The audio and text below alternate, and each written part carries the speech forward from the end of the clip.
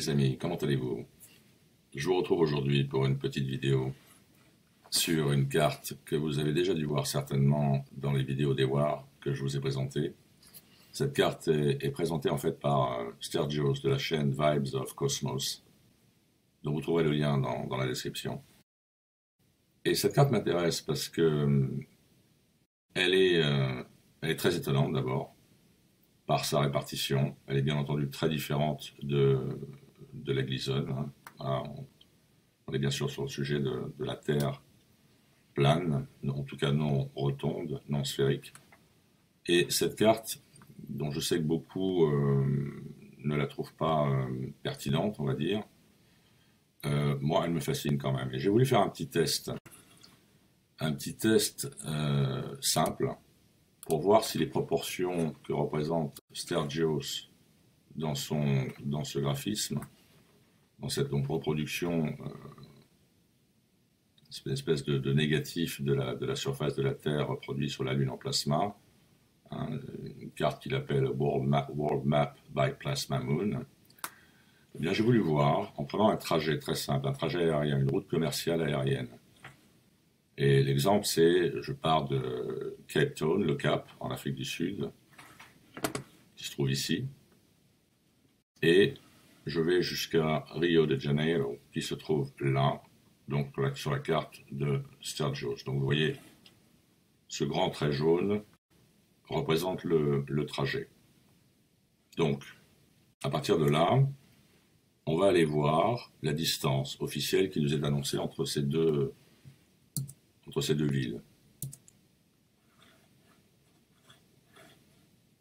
Donc entre Cape Town et Rio de Janeiro, on a officiellement sur ce site 6062 km, ce qui est en fait ce que j'ai vérifié sur Google.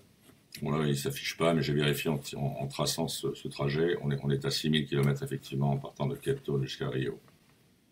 Donc ça, c'est la version officielle de la distance, c'est-à-dire des distances entre les différents continents, on va dire. Maintenant, je vais aller voir à Air France pour prendre un vol qui m'emmènera du Cap à Rio. Air France opère une route de ce genre. Il n'y a pas beaucoup de vols le jour que j'ai choisi, mais c'est pas grave, il s'en suffit d'un. Et vous allez voir que c'est intéressant.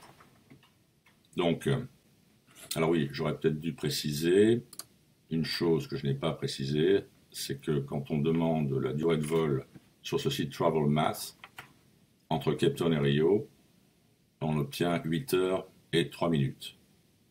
Ok, 8 heures et 3 minutes, la distance est encore la même qu'on l'a vu tout à l'heure, 6075 km. Voilà. Donc, on revient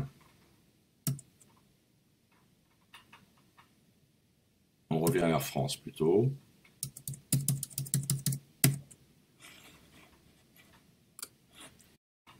Voilà, donc j'ai choisi de prendre un vol le 20 janvier.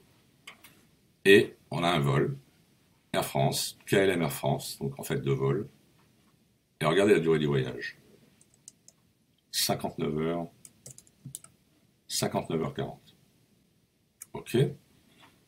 On a 2 correspondances. Une à Amsterdam et une à Paris CDG. Alors, on va aller voir les détails du vol. Vous allez voir, c'est absolument très très intéressant. Donc, ce vol part à 00h20 du Cap, durée du vol 11h30, opéré par KLM, et arrivé à 10h50 le lendemain à Amsterdam Schiphol, temps de correspondance 20 heures. D'accord, 20 heures.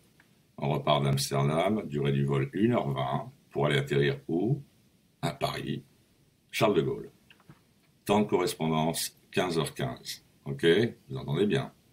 On repart de Paris, et enfin, on arrive à Rio de Janeiro, 10h35 plus tard. Donc, temps de vol effectif, 11h30 plus 10h35, ça fait donc 21h30, quelque chose comme ça. Voilà. 21h30. Alors, je me suis dit, bon, ça c'est Air France, voyons voir si d'autres compagnies opèrent des vols sur cette route-là. Il y en a, bien sûr, j'en ai trouvé, sauf que je n'ai pas le détail du vol comme on l'a sur le site d'Air France, mais on a des aéroports de correspondance, on a les codes. Par exemple, ici, il y a 2 stops sur ce vol qui durent 35 heures 20 minutes en tout. C'est pas le vol, hein, c'est le voyage en fait. Et on a 2 stops en VCP et ADD. VCP, c'est un aéroport de Sao Paulo et ADD, c'est Addis Abeba. Donc, vous voyez, maintenant, on va aller retourner sur la carte de Sturgios et on voit que quand on part du Cap et que l'on va à Rio, sur la route, on passe bien par des destinations comme Amsterdam, Paris, Addis Abeba ou Sao Paulo quand on le fait dans l'autre sens. Vous comprenez? Donc là, je me pose des questions. Et si on compare avec la Glisonne, parlons un peu de la Glisonne. Alors attendez, la Glisonne, non, elle n'est pas là. La Glisonne, elle est là. J'ai fait un même tracé sur la Glisonne, hein, je l'ai orientée un peu différemment pour qu'elle soit relativement proche de la carte de Sturgios. Vous voyez, très jaune.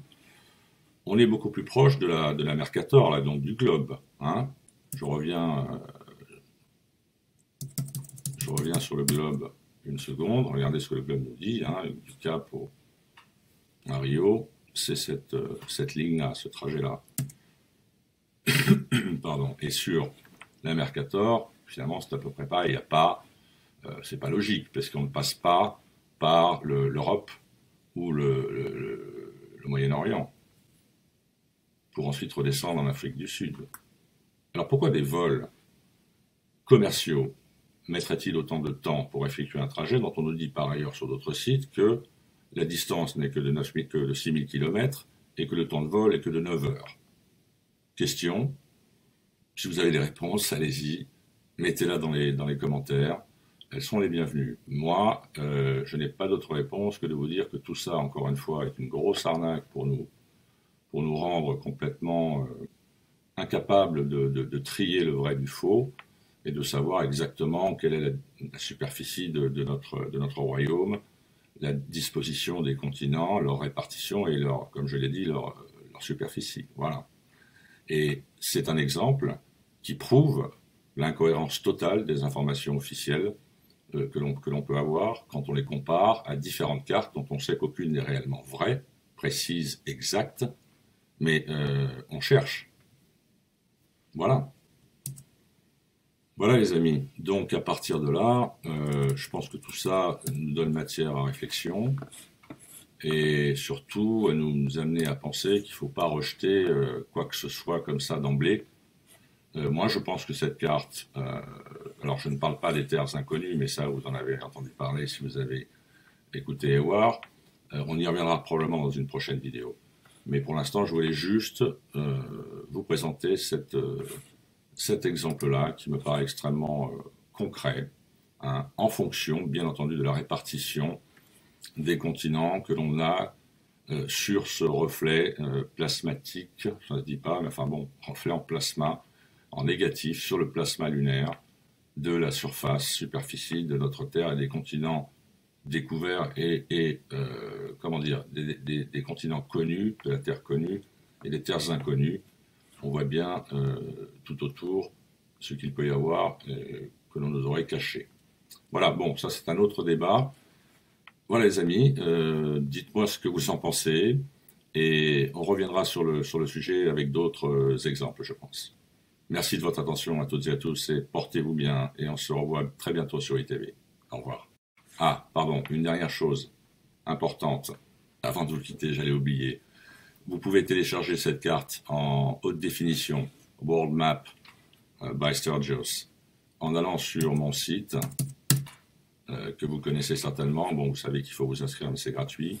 Et elles sont ici. Vous pouvez les commander, vous les mettez dans le panier. Ne vous inquiétez pas, la procédure vous demande de mettre votre adresse et votre numéro de téléphone, mettez n'importe quoi, ça n'a aucune importance. L'important, c'est que vous remplissiez le formulaire en ligne et vous allez recevoir un lien de téléchargement. Voilà les amis, à très bientôt à tous. Au revoir.